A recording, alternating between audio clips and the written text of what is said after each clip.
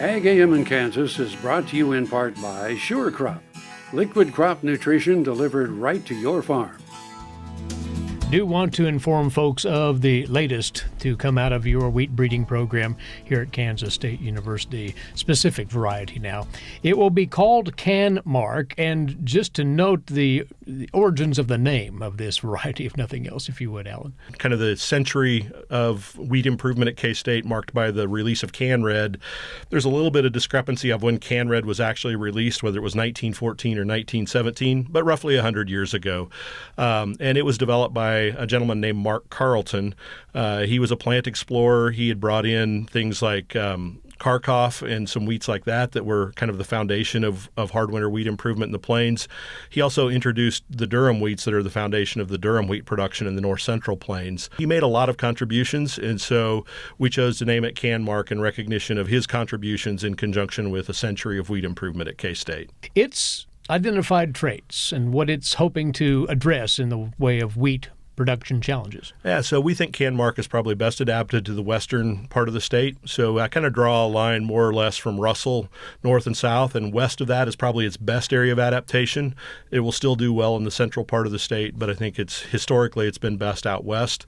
We have about a 3-bushel advantage over TAM 111 in the last 3 years, so it's done really well in dryland environments. It's a shorter wheat. I was a little concerned about how short it might be under drought, but it maintained its height pretty well this year under the severe drought.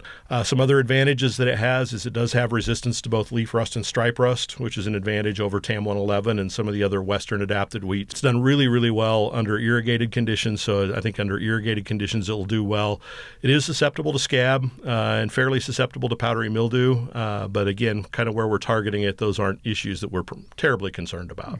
And in previous conversations about this new variety, you've lauded its yield consistency over time, which may be one of its greatest strengths anyway. I look at it as more of a workhorse than a racehorse variety, so it's been really consistent. It isn't necessarily the best line in the test all that often, but it's usually in the top third or so of the test, and so it's very consistent. That's a trait I really like in a variety is one that just is a very good, consistent performer. Expected to be in the hunt for quality yields for several years running once it's released. Yeah, we do. It does have some genetics in the background for race non-specific rust resistance, which should be more durable.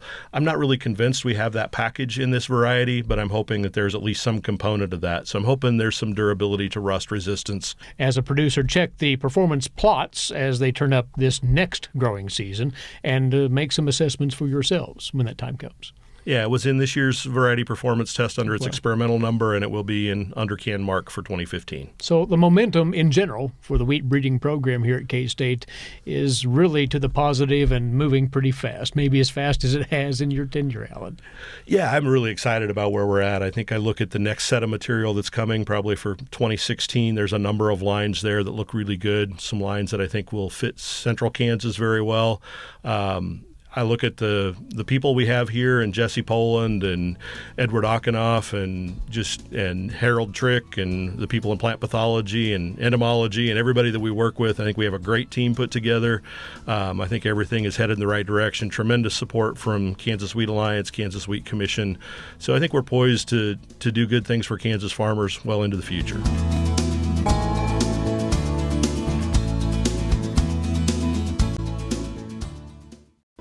Valley Vet Supply is devoted to providing information and professional quality products at reasonable prices. ValleyVet.com, ValleyVet.com. Valley Vet Supply.